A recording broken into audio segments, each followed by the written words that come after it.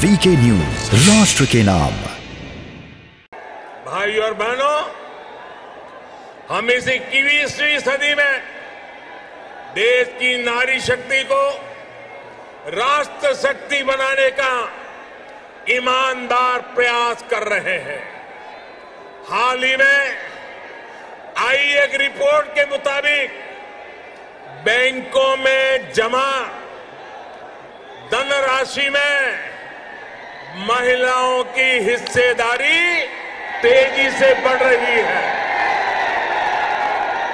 ग्रामीण महिलाओं के मामले में ये आंकड़ा और भी ज्यादा है। सर्वे बताते हैं कि आज हमारी बहनों की संपत्ति में हिस्सेदारी भी बढ़ी है और परिवार के आर्थिक फैसलों में पूछ भी बढ़ रही है। ये इसलिए संभव हो रहा है क्योंकि हमने बहनों को बैंकिंग से जोड़ा, देश की अर्थव्यवस्था में बेटियों की सीधी सक्रिय भागीदारी को प्रोत्साहित किया।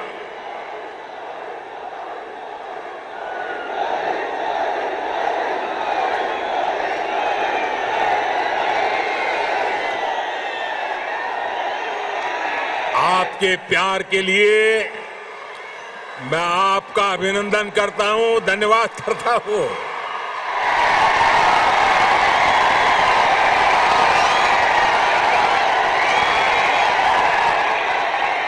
साथियों, जन धन योजना के तहत पूरे देश में 45 करोड़ बैंक खाते खोले गए, जिसमें से 1 करोड़ से ज्यादा जनधन बैंक खाते तेलंगाना में खुले हैं।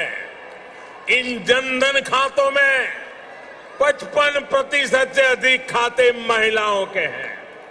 इसी तरह जो मुद्रा लोन दिए गए हैं उसमें से 2/3 से अधिक लोन महिलाओं को दिए गए हैं।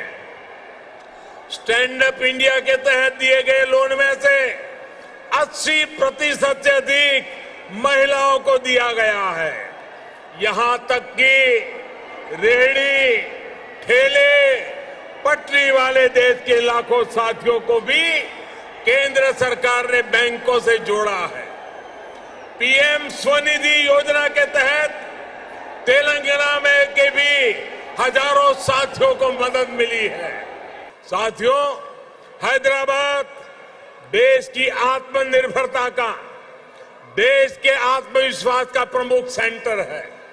तेलंगाना के दूसरे शहरों और गांवों में भी असीम सामर्थ्य है। यहां के खेतों में, यहां के किसानों के पास देश और दुनिया को देने के लिए बहुत कुछ है। यहां प्रकृति ने भी कोई कमी नहीं रखी है। मैं आपको विश्वास दिलाता हूं कि जब तेलंगाना में भाजपा की डबल इंजन सरकार बनेगी तो तेलंगाना के शहर, तेलंगाना के हर गांव विकास के लिए यहां और तेजी से काम होगा। हमें सबको पॉजिटिविटी से जोड़ना है, सबको विकास से जोड़ना है। तेलंगाना के विकास की गति को हमें और तेज करना है। सबका प्रयास से ही हम तेलंगाना को विकास के नए शिखर पर ले जा सकते हैं। भाई और बहनों, हमारा निरंतर प्रयास है कि तेलंगाना के किसानों का जीवन आसान हो, उनको अपनी उपज का अधिक से अधिक लाभ मिले। तेलंगाना में पानी से जुड़े लगभग 35,000 करोड़ रुपए से अधिक के 5 बड़े प्रोजेक्ट पर केंद्र सरकार काम कर रही है। बीते 6 सालों में केंद्र सरकार ने तेलंगाना के धान किसानों से लगभग 1 लाख करोड़ रुपए का धान खरीदा है। धान किसानों को लागत का 1.5 गुना पैसा भी दिया है। इस बार भी धान की एमएसपी में 80 रुपये की वृद्धि कर उसे 2,000 रुपये प्रति क्विंटल से ज्यादा कर दिया गया है। भाइयों और बहनों, बीते 8 वर्षों में हमने हर भारतीय के जीवन में सकारात्मक परिवर्तन लाने का प्रयास किया है। देशवासियों का जीवन कैसे आसान हो, विकास का लाभ कैसे हर व्यक्ति, हर क्षेत्र तक पहुंचे, इसके लिए हमने निरंतर काम किया है। दशकों तक जो वंचित रहे, शोषित रहे, उनको भी राष्ट्रीय योजनाओं के माध्यम से हमने विकास में भागीदार बनाया है। यही कारण है कि गरीब, दलित, वंचित, पिछड़े, आदिवासी सभी को आज लगता है कि भाजपा सरकार उनकी आवश्यकताओं और आकांक्षाओं दोनों की पूर्ति कर रही है। देश की महिलाओं, हमारी बहन बेटियों को भी आज महसूस हो रहा है कि उनका जीवन आसान हुआ है, उनकी सुविधा बढ़ी है। अब वो राष्ट्र के विकास में अधिक योगदान दे सकती है। साथियों, तेलंगाना के लोग पूरी दुनिया में कड़ी मेहनत और देश के विकास के प्रति समर्पण के लिए जाने जाते हैं। तेलंगाना में कला, कौशल, कर्मठता भरपूर है। तेलंगाना प्राचीनता और पराक्रम की पुण्य स्थली है। यहां भद्राचलम में श्री राम से लेकर यादाद्री में श्री नरसिम्हा तक, आलमपुर में जोगुलांबा से लेकर वरंगल में भद्रकाली तक,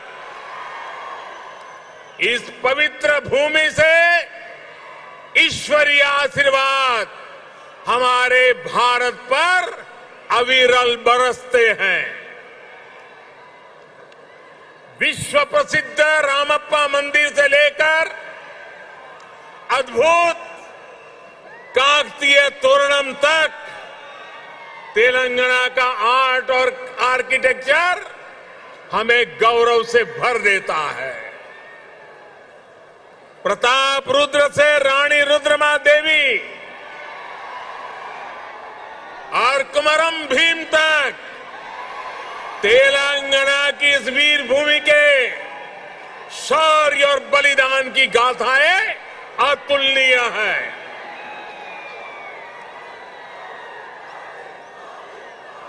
भद्राचलम, रामदासु से लेकर पालकुरी की सोमनाथ तक यहां के काव्य का माधुर्य, यहां के साहित्य का सौंदर्य पूरे भारत के लिए अमूल्य निधि है। इस धरती की ये आस्था, ये श्रद्धा और ये विरासत हमें जन जन की सेवा के लिए समर्पण की ऊर्जा देती है। इसलिए साथियों, ऐसे तेलंगाना का विकास, चौतरफा विकास भारतीय जनता पार्टी की पहली प्राथमिकताओं में से एक है। सबका साथ, सबका विकास, सबका विश्वास और सबका प्रयास के मंत्र पर चलते हुए हम तेलंगाना के विकास पर निरंतर प्रयास कर रहे हैं।